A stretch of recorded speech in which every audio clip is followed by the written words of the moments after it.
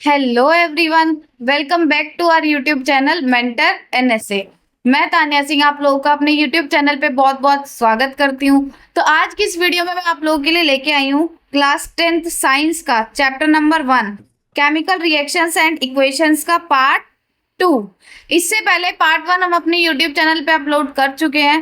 Part 1 में हमने इस चैप्टर में केमिकल चेंजेस, फिजिकल चेंजेस के बारे में बात की थी, केमिकल रिएक्शन के बारे में बात की थी, केमिकल रिएक्शन के की पॉइंट्स के बारे में बात की थी। अगर आप लोगों ने वो वीडियो नहीं देखी तो जाके मेंटर एनएसए पे देख सकते हैं। आज की वीडियो में हम लोग बात करने वाले हैं केमिकल इक्वेशन के बारे में। वीडियो शुरू करने से पहले अगर आप हमारे चैनल पे नए हैं तो मेंटर एनएसए को सब्सक्राइब करके उसके बेल आइकन को प्रेस करें ताकि सारी वीडियोस की नोटिफिकेशन आप लोगों तक पहुंचती रहे। तो चलिए शुरू करते हैं आज की हमारी वीडियो। केमिकल इक्वेशंस की बात करते हैं। The representation of chemical reaction using symbols and formula of the substance is called chemical equation. Chemical equation क्या होती है? जब भी हम केमिकल रिएक्शन को रिप्रेजेंट करते हैं किसकी फॉर्म में? केमिकल सिंबल्स या फॉर्मूलाज की फॉर्म में। कोई भी हमारे पास केमिकल रिएक्शन दे रखी है उसको हम रिप्रेजेंट कर रहे हैं, लिख रहे हैं केमिकल फॉर्मूलाज या सिंबल्स की फॉर्म में किसी भी सब्सटेंस के, तो उसको बोला जाता है केमिकल इक्वेशन। क्या बोलते हैं उसे? केमिकल इक्वेशन बोलते हैं। The reactant are written on the left hand side with the plus sign between them. अब जितने भी रिएक्टेंट होते हैं वो लेफ्ट हैंड साइड पे होते हैं और उनके बीच में प्लस साइन होता है। The products are written on the right hand side with the plus sign between them. जितने भी प्रोडक्ट होते हैं वो राइट हैंड साइड पे होते हैं और उनके बीच में भी क्या होता है? प्लस का साइन होता है। An arrow separate the reactants from the product. अब रिएक्टेंट और प्रोडक्ट के बीच में एक एरो होता है जो दोनों को अलग अलग करता है, दोनों चीजों को सेपरेट करता है, रिएक्टेंट और प्रोडक्ट को। अगर हम केमिकल इक्वेशन की बात करें तो केमिकल इक्वेशन दो टाइप की होती है। नंबर 1 है वर्ड इक्वेशन और नंबर 2 है सिंबॉलिक इक्वेशन। सबसे पहले वर्ड इक्वेशन के बारे में जानते हैं। Describe the reactions in word. कोई भी जो वर्ड इक्वेशन होती है वो किसी भी रिएक्शंस को वर्ड्स में डिस्क्राइब करती है, वर्ड्स में लिखा जाता है इक्वेशन को। देखिए example, magnesium plus oxygen react करके मैग्नीशियम ऑक्साइड बना रहे हैं, तो यहाँ पे हमने वर्ड्स में लिखा है ना कि उसके केमिकल सिंबल्स में या फॉर्मूलाज में। मैग्नीशियम को हमने पूरा लिखा है, मैग्नीशियम वर्ड्स में रिप्रेजेंट करा है, तो ये होगी हमारी वर्ड इक्वेशन। अगर हम बात करें सिंबॉलिक इक्वेशन की, uses chemical symbols and formulas. Symbolic equation क्या करती है? सिंबॉलिक इक्वेशन में हम केमिकल फॉर्मूला या केमिकल सिंबल यूज करते हैं किसी भी इक्वेशन को रिप्रेजेंट करने के लिए। जैसे एग्जांपल की बात करें तो मैग्नीशियम को हमने Mg लिखा है, पूरा मैग्नीशियम नहीं लिखा, वर्ड्स में नहीं लिखा, उसका क्या लिखा है? उसका केमिकल फॉर्मूला या सिंबल यूज करा है Mg। ऑक्सीजन को O2 लिखा है, तो Mg और O2 रिएक्ट करके MgO मैग्नीशियम ऑक्साइड फॉर्म कर रहे हैं, तो ये हुई हमारी सिंबॉलिक इक्वेशन। अब बात करते हैं बैलेंस्ड और अनबैलेंस्ड केमिकल इक्वेशन के बारे में। केमिकल इक्वेशन देख लिया क्या होता है। जब भी किसी केमिकल रिएक्शंस को हम रिप्रेजेंट करते हैं केमिकल फॉर्मूला या सिंबल्स की फॉर्म में तो उसको बोला जाता है केमिकल इक्वेशन। अब बैलेंस्ड और अनबैलेंस्ड केमिकल इक्वेशन की बात करते हैं। सबसे पहले बैलेंस्ड इक्वेशन के बारे में जानते हैं। A chemical equation is considered balanced when the number of atoms for each element on the reactant side are equal to the product side। अभी क्या बोल रहा है? किसी भी इक्वेशन को बैलेंस्ड इक्वेशन तब बोला जाता है जब हर एक एलिमेंट के नंबर ऑफ एटम रिएक्टेंट और प्रोडक्ट साइड पे इक्वल हो। कोई भी इक्वेशन बैलेंस्ड कब होगी? जब हर एक एलिमेंट के नंबर ऑफ एटम दोनों साइड पे, मतलब रिएक्टेंट और प्रोडक्ट साइड पे इक्वल हो। फॉर एग्जाम्पल हमारे पास एक रिएक्शन दे रखी है, उसमें हमारे पास हाइड्रोजन के एटम है और Cl के एटम है। रिएक्टेंट में हाइड्रोजन के 2 एटम है तो प्रोडक्ट में भी 2 होने चाहिए। Cl के अगर 3 एटम है रिएक्टेंट में तो प्रोडक्ट में भी 3 होने चाहिए, तब जाके हम उसे बोलेंगे वो क्या है? बैलेंस्ड केमिकल इक्वेशन है, क्योंकि नंबर ऑफ एटम हर एक एलिमेंट के दोनों साइड पे इक्वल होने चाहिए। एग्जाम्पल की बात करें, Zn को रिएक्ट करवाया H2SO4 के साथ। जिंक को हम किसके साथ रिएक्ट करवा रहे हैं? H2SO4 के साथ। अब देखिए ZnSO4 की फॉर्मेशन हुई और H2 हाइड्रोजन गैस है, तो ये क्या हो गई? ये एक बैलेंस्ड केमिकल इक्वेशन हो गई, क्योंकि इसमें हर एक एलिमेंट के जो एटम्स है वो बैलेंस्ड है, मतलब दोनों साइड में इक्वल है, रिएक्टेंट और प्रोडक्ट साइड में। अब बात करते हैं अनबैलेंस्ड केमिकल इक्वेशन की। If the number of atom of each element in reactants is not equal to the number of atom of each element present in the product, then the chemical equation is called unbalanced chemical equation. Unbalanced chemical equation क्या होती है? जब किसी भी element के atoms reactant side पे और product side पे इक्वल ना हो तो उसको बोला जाता है अनबैलेंस्ड केमिकल इक्वेशन। मतलब अगर कोई भी एलिमेंट ऐसा है जिसके नंबर ऑफ एटम रिएक्टेंट और प्रोडक्ट में इक्वल नहीं है तो उसको हम बोलेंगे unbalanced chemical equation. This is also known as skeletal equation. Unbalanced chemical equation को स्केलेटल इक्वेशन भी बोला जाता है। एग्जाम्पल की बात करें, Fe को H2O के साथ रिएक्ट करवाया जा रहा है, Fe3O4 बना और H2 हाइड्रोजन गैस रिलीज हो रही है। अब अगर हम रिएक्टेंट में देखें तो Fe का एक एटम है, प्रोडक्ट में देखें तो Fe का, H की बात करें तो रिएक्टेंट में H के 2 एटम है, प्रोडक्ट में भी H के कितने एटम्स हैं? 2 एटम्स हैं। अब बचा O को चेक करते हैं। रिएक्टेंट में O का एक एटम है और प्रोडक्ट में O के कितने एटम है? 4 एटम है। तो ये बैलेंस्ड इक्वेशन हुई या नहीं हुई? आप लोग कमेंट सेक्शन में जल्दी से बताएं कि ये बैलेंस्ड हुई या अनबैलेंस्ड हुई। अब हम लोग बात करते हैं किसी भी केमिकल इक्वेशन को लिखने के लिए कुछ चीजें होती हैं, जैसे सॉलिड को कैसे रिप्रेजेंट करते हैं, वेपर फॉर्म या गैसियस फॉर्म को, तो उन सब चीजों के बारे में जानते हैं। राइटिंग का केमिकल इक्वेशन को कैसे लिखते हैं उसके बारे में थोड़ी सी बात कर लेते हैं। देखिए, सॉलिड्स के लिए अगर मैं बात करूं तो कौन सा सिंबल? एस सिंबल यूज करा जाता है। अगर सॉलिड हमें रिप्रेजेंट करना है किसी भी केमिकल इक्वेशन में तो उसके लिए हम एस से उसको रिप्रेजेंट करते हैं। लिक्विड्स के लिए एल यूज करा जाता है, गैसेस के लिए जी यूज करा जाता है।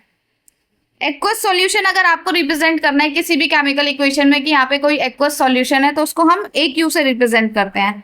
वेपर को रिप्रेजेंट करने के लिए वी यूज करा जाता है।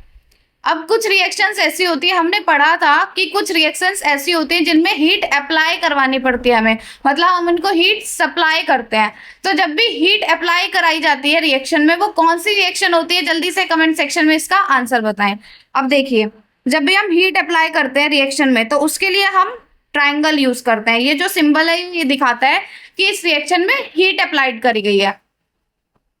अगर किसी रिएक्शन में गैस रिलीज हो रही है तो उसके लिए एरो बनाया जाता है, अपवर्ड एरो, जो कि ये दिखाता है कि यहाँ पे गैस रिलीज हुई है, गैस इवॉल्व हुई है।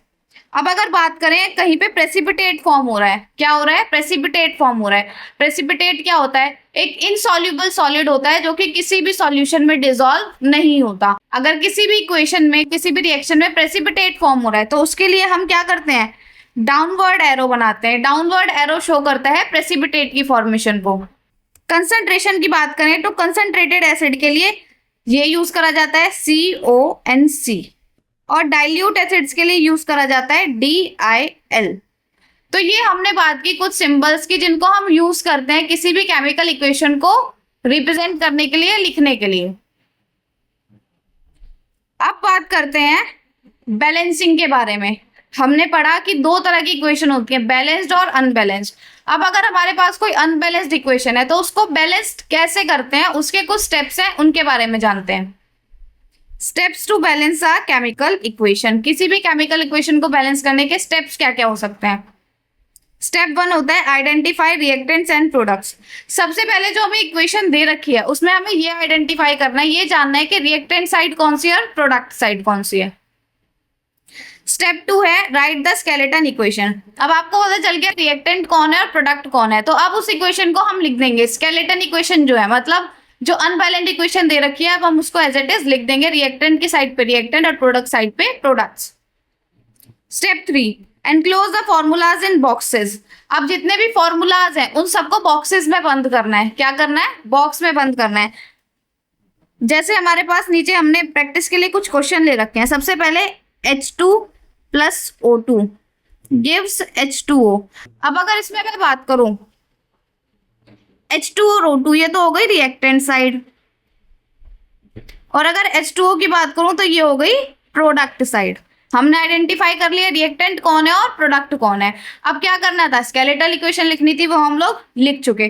थर्ड में क्या है? Enclose the formulas in boxes. जितने भी फॉर्मूलाज हैं उनको बॉक्स में बंद करना है। देखिए H2 O2 H2O, इनको हमने बॉक्स में बंद कर लिया। अब 4th स्टेप क्या है हमारा?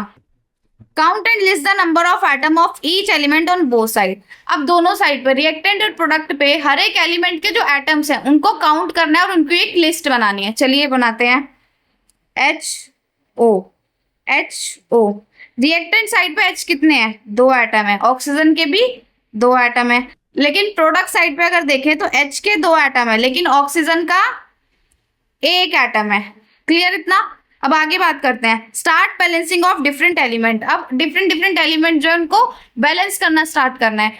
बैलेंसिंग के लिए सबसे पहले जो सबसे छोटा एलिमेंट है, मतलब जिसके सबसे कम एटम्स है, उसको बैलेंस करें। तो अगर हम बात करें इसमें H तो हमारा ऑलरेडी बैलेंस है, तो अब हम किसको बैलेंस करेंगे? O को बैलेंस करेंगे। देखिए प्रोडक्ट साइड में O का 1 एटम है, तो अगर मैं प्रोडक्ट साइड में 2 लगा दूं तो क्या ऑक्सीजन के 2 एटम हो जाएंगे? बिल्कुल हो जाएंगे। 2 1 जा 2, तो 2 into 1 कितना हो जाएगा? 2 हो जाएगा। तो यहाँ पे मैंने H2O के सामने 2 लगा दिया, तो अब ऑक्सीजन के कितने एटम हो गए? यहाँ पे 2 एटम हो गए। अब आप कहोगे कि दीदी ऑक्सीजन तो बैलेंस हो गया, लेकिन अब हमारे हाइड्रोजन के प्रोडक्ट साइड में कितने एटम हो गए?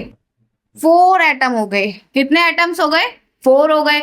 लेकिन रिएक्टेंट साइड में हाइड्रोजन के एटम कितने हैं? 2 ही हैं। तो अब हमें हाइड्रोजन को बैलेंस करना है। देखिए हाइड्रोजन के सामने अगर मैंने यहाँ पे 2 लगा दिया, तो 2 into 2 हाइड्रोजन के कितने एटम्स हो गए? 4 एटम्स हो गए। प्रोडक्ट में कितने थे? 4 थे।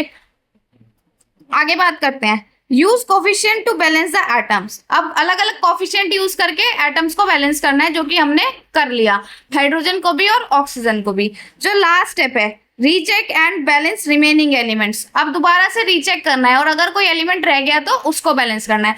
अब हम अपनी क्वेश्चन को एक बार रीचेक करते हैं कि बैलेंस हुई या अभी भी अनबैलेंस्ड है। देखिए हाइड्रोजन के रिएक्टेंट में कितने एटम्स हैं? 2 into 2 4 एटम्स हैं। प्रोडक्ट में बात करें तो हाइड्रोजन के 2 into 2 4 एटम्स हैं। अब ऑक्सीजन की बात करते हैं रिएक्टेंट के साइड पे। रिएक्टेंट साइड पे ऑक्सीजन 2 है और प्रोडक्ट साइड पे भी ऑक्सीजन कितने हैं? 2 हैं। तो ये हमारी क्या हो गई? एक बैलेंस इक्वेशन हो गई। तो ये स्टेप्स होते हैं किसी भी इक्वेशन को बैलेंस करने के लिए। सेकेंड क्वेश्चन मैंने आप लोगों को दे रखा है बैलेंसिंग का, ये आप लोग सॉल्व करके कमेंट सेक्शन में इसका आंसर लिखेंगे। आगे हम लोग बात करते हैं कि किसी भी इक्वेशन को अगर बैलेंस करते हैं तो बैलेंसिंग क्यों जरूरी है। Importance of balancing the equation, equation को बैलेंस करना जरूरी क्यों है? According to law of conservation of mass, law of conservation of mass के according mass can neither be created nor destroyed in a chemical reaction. किसी भी chemical reaction में हम ना मास को बना सकते हैं ना डिस्ट्रॉय कर सकते हैं। हमारा लॉ ऑफ कंजर्वेशन ऑफ मास ये बोलता है कि मास को हम लोग ना बना सकते हैं ना उसको डिस्ट्रॉय कर सकते हैं। टू ओबे दिस लॉ, इस लॉ को ओबे करने के लिए, इस लॉ को मानने के लिए, the total mass of element present in reactant must be equal to the total mass of element present in product। अभी कह रहा है इस मास को, अभी कह रहा है इस लॉ को फॉलो करने के लिए जो टोटल मास है रिएक्टेंट साइड पे एलिमेंट्स का, वो किसके इक्वल होना चाहिए? Total mass of elements on product side. मतलब law of conservation of mass को फॉलो करने के लिए हमें क्या करना चाहिए? दोनों तरफ जो मास है, टोटल मास रिएक्टेंट और प्रोडक्ट के एलिमेंट्स का, वो इक्वल होना चाहिए। क्योंकि हम ना मास को बना सकते ना डिस्ट्रॉय कर सकते, तो वो क्या होना चाहिए? इक्वल होना चाहिए। और we can say that initial number of atom of an element should be equal to final number of atom. और हम ये भी बोल सकते हैं इस लॉ की वजह से, मतलब law of conservation of mass को फॉलो करने की वजह से क्या होना चाहिए? नंबर ऑफ एटम जो है बोथ साइड पे वो इक्वल होने चाहिए हर एक एलिमेंट के। आई होप क्लियर होगा। अब हम लोग बात करते हैं टाइप्स ऑफ केमिकल रिएक्शन की। केमिकल रिएक्शन कितने टाइप की होती हैं? Number 1 combination reaction, number 2 decomposition reaction, number 3 displacement reaction जिसको हम सब्स्टिट्यूशन रिएक्शन भी बोलते हैं। नेक्स्ट है डबल डिस्प्लेसमेंट रिएक्शन जिसको मेटाफिसिस रिएक्शन भी बोला जाता है। उसके बाद है प्रेसिपिटेशन रिएक्शन, प्रेसिपिटेशन के बाद न्यूट्रलाइजेशन रिएक्शन, न्यूट्रलाइजेशन के बाद कंबशन, और हमारा लास्ट है रिडक्शन ऑक्सीडेशन जो कि होता है रिडॉक्स रिएक्शन। तो अगली वीडियो में हम हर एक टाइप को, जो केमिकल रिएक्शंस के टाइप होते हैं, उनको अच्छे से एकदम डिटेल में पढ़ने वाले हैं। आज की वीडियो में हमने केमिकल इक्वेशन की बात करी, उसके टाइप्स की बात करी और उसके बैलेंसिंग की बात करी। तो बैलेंसिंग की प्रैक्टिस करते रहे, बैलेंसिंग बहुत जरूरी है। और अगर आपको कोई भी डाउट आता है तो आप कमेंट सेक्शन में पूछ सकते हैं।